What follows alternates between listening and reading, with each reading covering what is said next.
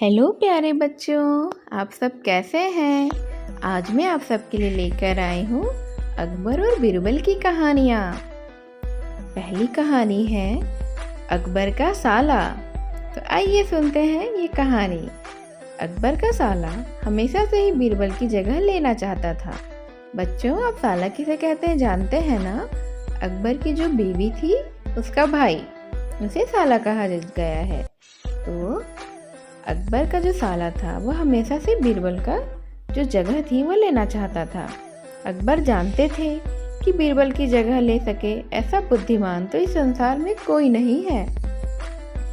फिर भी जोरू के भाई को वह सीधी तरह से ना तो नहीं बोल सकते थे।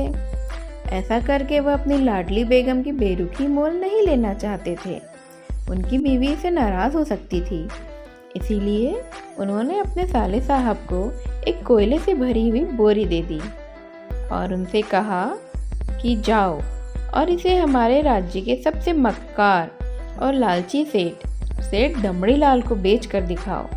अगर तुम यह काम कर गए तो तुम्हें बिरबल की जगह मैं अपना वजीर बना दूंगा।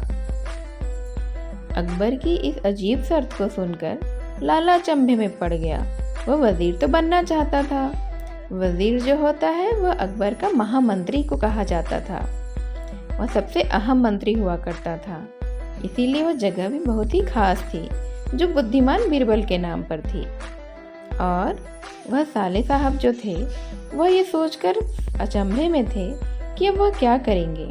वह कोयले की बोरी लेकर चला तो गया, पर उसे पता था कि वह सेठ किसी की बातों में नहीं आने वाला। ऊपर से वह उल्टा उसे ही चूना लगा सकता है। हुआ भी वही। सेठ दमड़ी लाल ने कोयले की बोरी के बदले एक ढेला भी देने से इनकार कर दिया। वह कोयले की बोरी के बदले में एक पैसा भी उसे नहीं देना चाहते थे। साले ने अपना सा मुंह लेकर महल वापस लौट आया और अपनी हार को उसने स्वीकार कर लिया। उसने कहा कि वह कोयले से जो भरी बोरी थी वो दमड़ी लाल को नहीं बेच पाया है। दमड़ी लाल ने इनकार कर दिया है और वह अपनी हार मानता है। अब अकबर ने वही काम बिरबल को करने के लिए कहा। बिरबल ने कुछ सोचा और फिर बोला कि सेठ दमड़ी लाल जैसे मक्कार और लालची सेठ को वह कोयले की बोरी क्या, मैं सिर्फ कोयले का एक टुकड़ा ही 10,000 रुपये में बेच कर आऊंगा। यह बोलकर वह तुरंत वहां से रवाना हो गया। अकबर को बहुत ही आश्चर्य हुआ और अकबर के साले साहब को तो उससे भी ज्यादा आश्चर्य हुआ। उसे लगा कि जिस दमड़ी लाल को वो पूरी एक बोरी कोयले की नहीं बेच पाया, उस दमड़ी लाल को यह बिरबल एक कोयला 10,000 में कैसे बेचेगा। भला ये भी कैसे हो सकता है। और वह यही सोच रहा था कि बिरबल वहां से रवाना हो चुका था। सबसे पहले उसने एक दर्जी के पास जाकर एक मखमल की कुर्ती को सिलवाया, हीरे मोती वाली मालाएं गले में डाल ली, महंगी सी जूती पहन ली और कोयले को बारीक सुरमे जैसा उसने पिसवा लिया। फिर उसने पीसे कोयले को एक सुरमे की छोटी सी चमकदार डिब्बी में भर लिया था। वो डिब्बी बहुत ही खूबसूरत लग रही थी। उसे देखकर ऐसा लग रहा था कि जरूर इस डिब्बी के अंदर में कोई कीमती चीज ही रखी होगी। इसके बाद बिरबल ने अपना भेष भी बदल लिया और एक मेहमान घर में रुककर इश्तिहार दे दिया कि बगदाद में एक बड़े शेख आए हुए हैं जो करिश्माई सुरमा भी बेचते हैं, जिसे आंखों में लगाने से मरे हुए जो पूर्वज होते हैं वह दिख जाते हैं और यदि उन्होंने कहीं कोई धन गाड़ रखा हो तो वह उसका पता भी बता कर जाते हैं। यह बात शहर में पूरी तरह से फैल चुकी थी। जिस तरह से आग फैलती है उसी तरह से सेठ दमड़ी लाल को भी ये बात पता चली। उसने सोचा जरूर उसके पूर्वज ने भी कहीं ना कहीं धन को गाड़ा होगा। उसने तुरंत शेख बने बिरबल से संपर्क किया और उनसे बातचीत की और सुरमे की डिब्बी खरीदने के लिए अपनी पेशकश की। शेख ने डिब्बी के 20,000 रुपये मांगे और मोल भाव करते करते वह 10,000 रुपये में उतर आए थे और इस तरह से 10,000 में बात तय हो गई थी। पर सेठ भी होशियार था। उसने कहा, मैं अभी तुरंत ही सुरमा लगाऊंगा और अगर मुझे मेरे पूर्वज नहीं दिखे तो मैं अपने पैसे को वापस ले लूँगा। बीरबल ने भी बोला, बिल्कुल, आप ऐसा कर सकते हैं। चलिए शहर के चौराहे पर चलिए और वहाँ इसे चलकर जांच लीजिए। सुरमे का चमत्कार देखने के लिए फिर से भीड़ इकट्ठा हो गई थी। तब बीरबल ने ऊंची आवाज में कहा, ये सेठ अभी चमत्कारी सुरमा लगाएंगे और अगर ये उन्हीं की औलाद हैं जिन्हें ये अपना माँ बाप समझते हैं तो इन्हें इनके पूर्वज अभी दिखाई देंगे और गड़े धन के बारे में सारी बात बताएंगे। लेकिन अगर आपके माँ बाप में से किसी ने भी अगर बेईमानी की है और आप उनकी असली औलाद नहीं हैं तो आपको कुछ भी दिखाई नहीं देगा। यह बात उनने पूरी भीड़ के सामने कही थी और ऐसा कहते ही बीरबल ने सेठ की आंखों में सुरमा लगा दिया। अब क्या होना था? सेठ को तो कुछ दिखाई दे नहीं रहा था क्योंकि वह तो कोई सुरमा चमत्कारी सुरमा तो नहीं था, वह तो कोयले को घिसा कर राख बनाई गई थी। उनने अपना सिर खुजाया। सेठ ने आंखें खोली। अब तो दिखना तो कुछ नहीं था, पर सेठ कर भी क्या सकता था। पूरी भीड़ के सामने बीरबल ने इस तरह से बात कह दी थी कि अगर उन्हें पूर्वज नहीं दिखाई दिए तो लोग समझेंगे कि वो अपने माँ बाप के असली बेटे नहीं हैं और उनके माँ बाप में से किसी एक के कुछ गड़बड़ की थी। लेकिन अगर उन्होंने ये कह दिया कि हाँ उन्हें तो पूर्वज दिखाई दे रहे हैं तो सब उनकी बातों पर विश्वास कर लेंगे। अब उन्होंने अपनी इज्जत बचाने के लिए सेठ ने 10,000 बीरबल के हाथ में थमा दिया और उनसे कहा कि हाँ उन्हें पूर्वज दिखाई दिए हैं और उन्होंने बता भी दिया है कि उन्होंने कहाँ पर अपना गड़ा धन गाड़ा था, कहाँ पर उन्हें ये गड़ा धन मिलेगा। और मुंह फुलाते हुए वहां से आगे बढ़ गए। बीरबल फौरन अकबर के पास पहुंचे और रुपये थमाते हुए उन्हें सारी कहानी सुना दी। अकबर का साला बिना कुछ कहे अपने घर लौट गया क्योंकि वह भी अब मान चुका था कि बीरबल वास्तव में बहुत होशियार है। वो इतना समझदार, इतना बुद्धिमान है कि वह कुछ भी कर सकता है। उसके सामने कोई भी बात मुश्किल नहीं होती है। अकबर बीरबल एक दूसरे को देख देख कर मंद ही मंद मुस्कुरा रहे थे। इस किस्से के बाद फिर कभी अकबर के साले ने बीरबल का स्थान लेने के लिए नहीं कहा। ना ही उन्होंने अपनी बीवी से, अपनी बहन से सिफारिश की, ना ही अकबर की बीवी ने कभी उनसे कहा।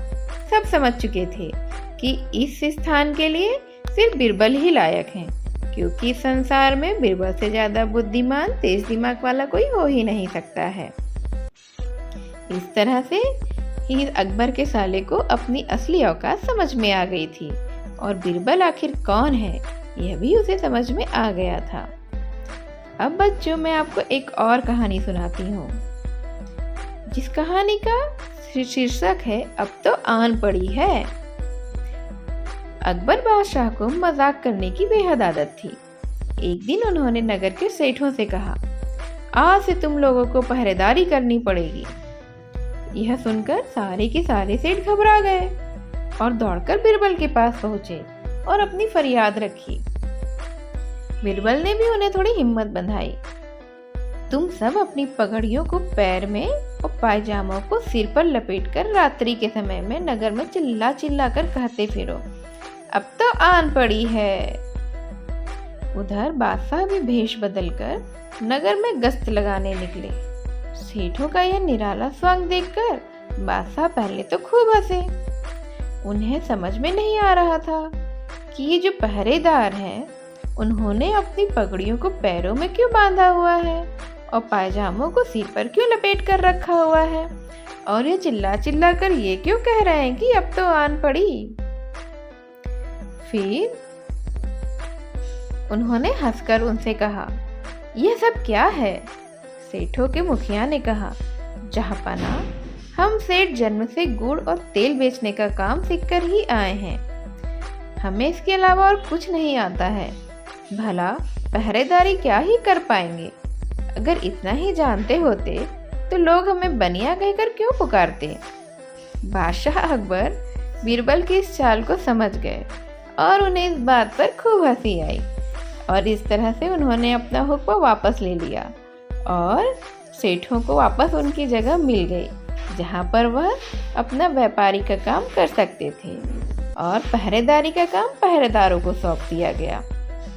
तब बीरबल ने अकबर से कहा कि जो जिसका काम होता है वह उसी को पसंद आता है, जिसका काम उसी को साजे।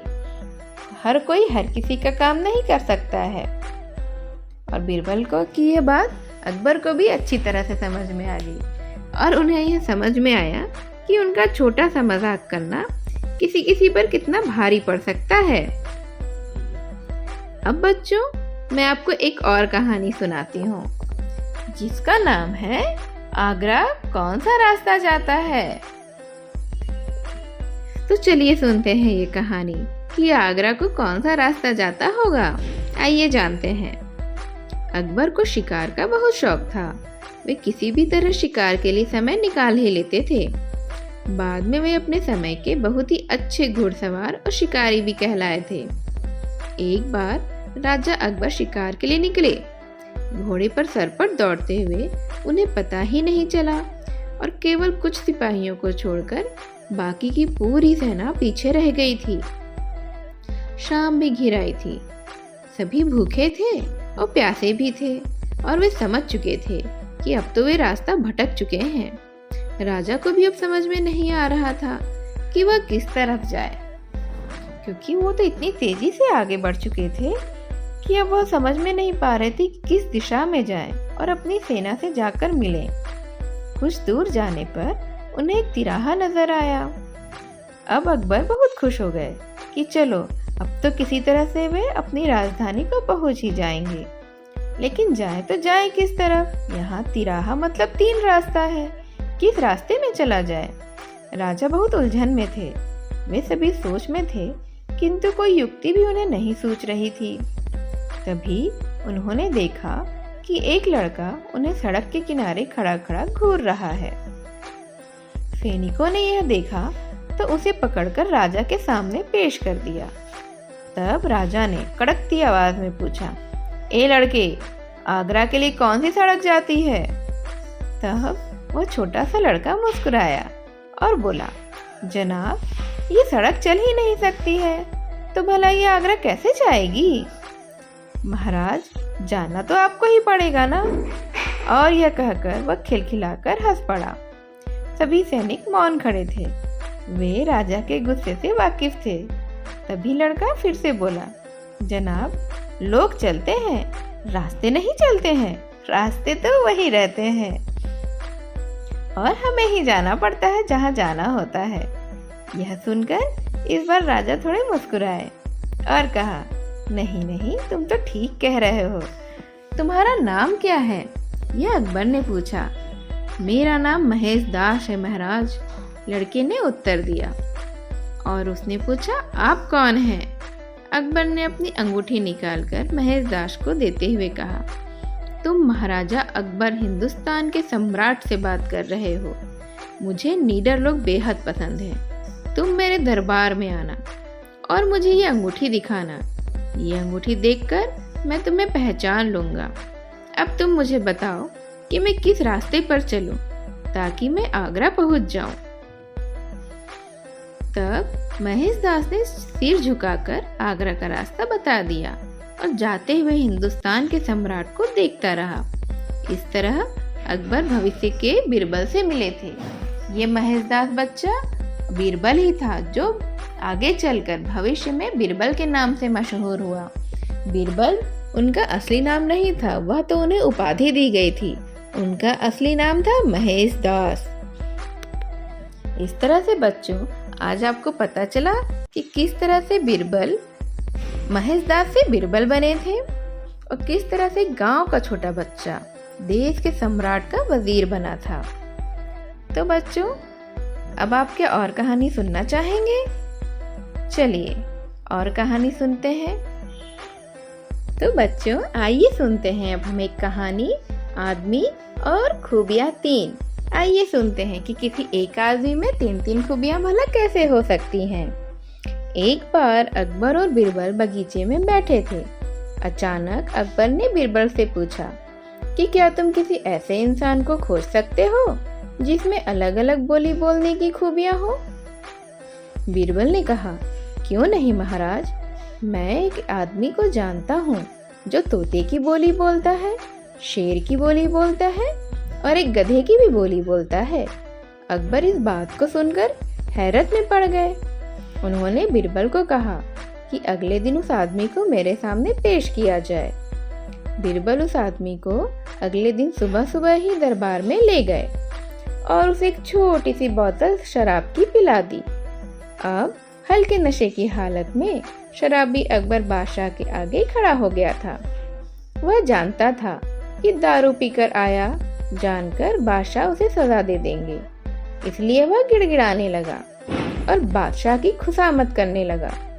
तब बीरबल बोले कि हुजूर, यह तो सजा के डर से बोल रहा है, वह तोते की भाषा है। उसके बाद बीरबल ने वहीं उस आदमी को एक और शराब की बोतल को पिला दिया। अब वह आदमी पूरी तरह से नशे में था। वह अकबर बादशाह के सामने सीना तान कर खड़ा हो गया था।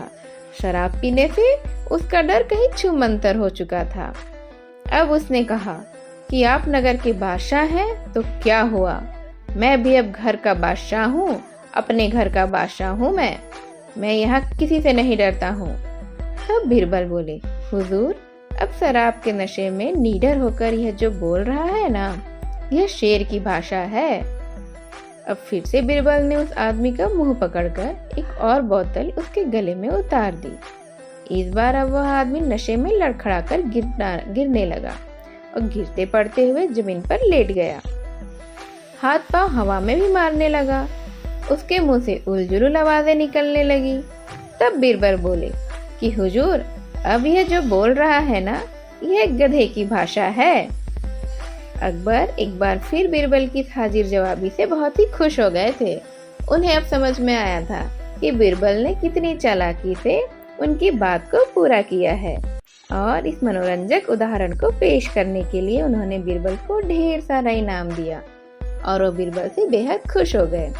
एक बार फिर पूरे दरबार ने बीरबल की बुद्धिमत्ता की तारीफ की और बीरबल के बुद्धिमत्ता और उसकी होशियारी से बेहद प्रसन्न हुए थे। इस तरह से बच्चों, आज की सारी कहानियाँ मैं यहीं ख़त्म करती हूँ। मेरे इस चैनल को आप लाइक और सब्सक्राइब कर दीजिए और इसी तरह की और कहानियों के साथ मैं आपसे फिर मिलूंगी। तब तक के लिए बाय बाय।